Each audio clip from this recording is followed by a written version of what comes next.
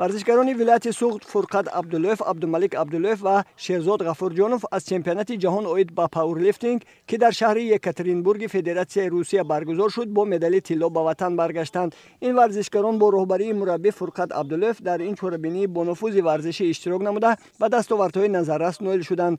عبدالملک عبداللوف در وزن 100 کیلوگرم، شهرزاد غفورجانوف و فرقت عبداللوف در وزن 90 کیلوگرم در این چهاربینی با نفوذ ورزشی مهارت بلند نشان دادند.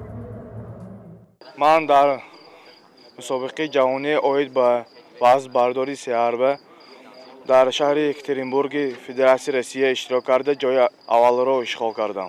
در مجموع 570 کیلوگرم را برداشتم. مقصد من همین است که در آینده با نقصر تیار شده در دیگر چمپیونات های جهان اشتراک کرده آبروی تاجیکستان را و پرچم تاجیکستان را بلند بردارم.